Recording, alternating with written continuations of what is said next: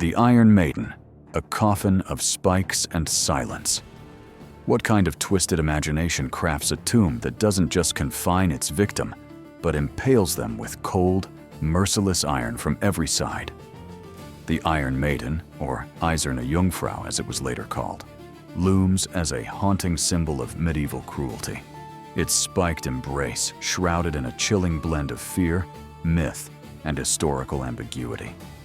Was it a tool of punishment or a grim spectacle designed to terrify? Its origins are murky, woven into tales that blur the line between fact and legend. Yet its image endures as a stark reminder of humanity's capacity for calculated torment. This sinister device took the form of a sarcophagus, tall, narrow, and vaguely human in shape. Its interior was a nightmare of iron spikes lining the door and back panel, each meticulously placed to pierce vital yet non-lethal areas: the eyes, arms, legs, and other tender regions. Victims were enclosed slowly, the doors closing with deliberate cruelty, not to kill outright, but to prolong suffering. Trapped in darkness, bleeding and immobilized, every breath became a battle, every twitch an agony. Though often linked to the High Middle Ages, the earliest physical Iron Maidens don't appear in records until the late 18th century. One of the most infamous versions, housed in Nuremberg, Germany, was likely inspired by earlier methods of torture, rather than an actual medieval tool of interrogation. Nevertheless, the logic of the Iron Maiden was entirely in line with medieval punitive philosophy. Punishment, not just as retribution, but as spectacle and deterrent. Chroniclers like Johann Philipp Siebenkees, writing in 1793, are often cited as the first to describe the Iron Maiden in gruesome detail, though modern historians widely believe this account was either exaggerated or apocryphal. But whether myth or adaptation, it reflected a deeper historical reality. During the Inquisition and under regimes like that of the Holy Roman Empire, torture was institutionalized. Silence wasn't merely enforced, it was embedded into the very mechanics of pain. The Iron Maiden may never have seen widespread medieval use, but the fear it embodies is rooted in historical fact. The Church and Crown sanctioned methods that sought not only confession, but total submission, achieved through instruments designed to erase the will. The rack, stretching the limits of human endurance. What happens when the human body is pulled to the brink, joint by joint, tendon by tendon, until identity itself is eclipsed by pain?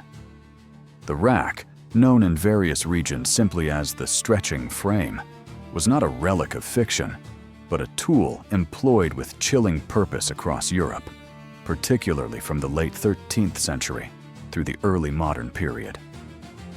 This device was deceptively simple in design, a rectangular wooden frame fitted with rollers at both ends. The accused would be bound by the wrists and ankles, and the rollers, operated by a handle or windlass, would be gradually turned. With each rotation, the limbs were pulled farther apart, causing severe strain on the joints and body.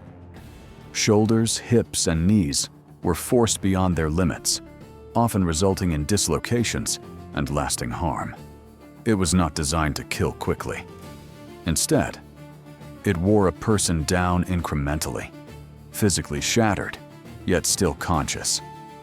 The rack was used extensively in England during the reign of King Edward I, and later under the Tudor monarchs. It was infamously housed in the Tower of London's Lower Wakefield Tower. Historical records show it was euphemistically referred to as the Duke of Exeter's daughter, named after Thomas Exeter, who reputedly introduced it to England in the early 15th century. It was used on both men and women, noble and common, though heretics and political prisoners were most often its victims. Among those who endured its torment was Guy Fawkes, conspirator in the 1605 gunpowder plot. His confession, extracted under torture, likely with the rack, transformed from an illegible scrawl to a barely readable signature. His pain spoke through ink. One of the most chilling contemporary assessments comes from the English jurist Sir Edward Coke, who remarked in 1603, "The law of England doth not allow torture. But in some cases, the king's command is obeyed." The statement betrays the fragile boundary between legal principle and the brutal reality of political expedience. This wasn't mere punishment, it was extraction. The rack was reserved for when words needed to be forced from the body, when confessions had to be forged in sinew and blood. For many, the suffering outlived the session. Permanent paralysis, lifelong agony, or death by infection often followed. The Judas cradle. A seat designed for pain. How do you compel silence and submission without spilling a drop of blood? The Judas cradle, known in some regions as the Kula di Judah, was not a device of swift punishment. It was a tool of humiliation, degradation, and deliberate surgical torment, used primarily during the late medieval and early Renaissance periods in parts of Italy and Spain. This instrument was horrifying in its simplicity. A pyramidal wooden or metal spike mounted on a stand was placed beneath the victim. The individual, often stripped, would be suspended by ropes and gradually lowered onto the point of the pyramid. The tip was not sharpened to penetrate, but intentionally dulled. The agony came not from impalement, but from the increasing pressure, which was focused on some of the most vulnerable parts of the human body, typically the lower abdomen or the perineal regions. Victims were not dropped. They were suspended, sometimes for hours, sometimes days, hovering just above the tip, then slowly lowered until their body weight did the rest. Any attempt to shift, scream, or move only worsened the agony.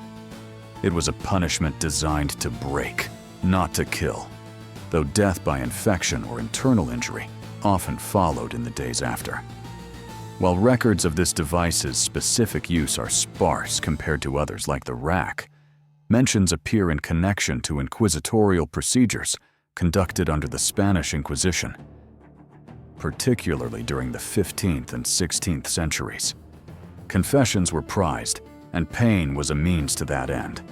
It was a time when moral transgression, blasphemy, or suspected heresy could be met with tools meant to purify the soul through the suffering of the flesh.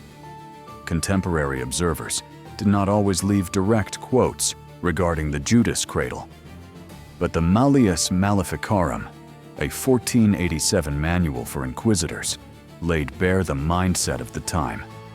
Torture is justified if the accused is obdurate or the evidence strong. The machinery of religious and political interrogation was built on such justifications. The Judas cradle is especially infamous because it added a second layer of torment: humiliation. Public nudity, exposure, and the degradation of bodily autonomy compounded the pain. It wasn't merely the body that was punished, it was the soul that was shamed. The Pear of Anguish, a grisly tool of silence. What if the very act of speaking, of confessing, resisting, or even breathing led to a pain so invasive it could only be described as anatomical cruelty? The Pear of Anguish, known in historical accounts as the choke pear or pera da tortura, was an insidious device that exploited the human body's internal vulnerability for maximum psychological and physical torment. Crafted from metal, the device resembled a pear split into segmented petals connected by a central screw mechanism. When the screw was turned, these petals would expand outward. The device was inserted, depending on the accusation, into the mouth, rectum, or other sensitive anatomy, then slowly widened to stretch tissue far beyond natural limits. It caused intense pain, often tearing muscle and membranes. In the mouth, it could fracture the jaw or dislocate it entirely. In other regions, internal bleeding or lasting damage was a common result. Though exact records of its application are sparse and often clouded by sensationalism, it was believed to have been used by certain inquisitorial courts in the late medieval to early Renaissance periods, especially during interrogations targeting blasphemers, witches, or those accused of sodomy or illicit speech. The location of use often matched the alleged crime. Blasphemers had it inserted in the mouth, while others were tortured according to their sins, as judged by the court. While its existence is confirmed by preserved specimens in some torture museums, many modern scholars believe it was rarely used in actual judicial torture, possibly more a product of early modern imagination layered atop medieval precedent. Still, the threat of the device, whether employed or simply displayed, was enough to inspire terror. The Pear of Anguish reveals a powerful truth about the era. Silence and submission were often demanded not just through law, but through the looming threat of bodily invasion, of control exerted in the most intimate and terrifying ways. The breaking wheel, a public spectacle of suffering. What does it say about a society when execution becomes theater, when pain is not hidden, but performed before the eyes of a crowd? Few instruments of punishment better capture the brutal pageantry of medieval justice than the breaking wheel, known historically as the Catherine wheel, or Rädern in German-speaking lands. This device was as much a stage as it was a tool. Used extensively across continental Europe from the 9th century through the early modern period, the breaking wheel inflicted one of the slowest and most excruciating deaths imaginable. The condemned would be tied to a large wooden wheel, sometimes laid flat on the ground, other times mounted upright. Then, the executioner would swing an iron bar or hammer down onto the limbs, systematically shattering the bones while taking care to avoid major arteries. The goal was not immediate death, but maximum suffering. In some cases, the victim's body would be interwoven between the wheel's spokes after the bludgeoning, then hoisted high on a post for the public to see. Birds would peck at the corpse, weather would slowly consume what was left. It was not just punishment, it was a message, visible for days or weeks. This is what happens to traitors, thieves, heretics, and murderers.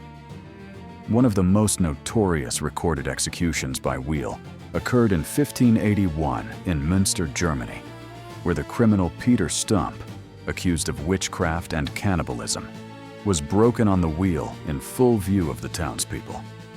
According to contemporary accounts, he received 37 blows, each targeted to prolong agony.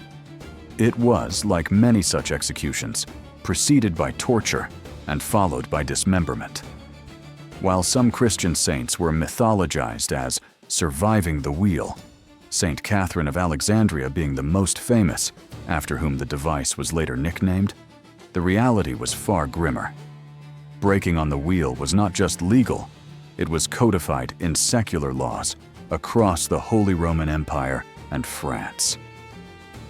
Judicial manuals even outlined where and how to strike: thighs, shins, arms, ribs, always avoiding the heart until the end.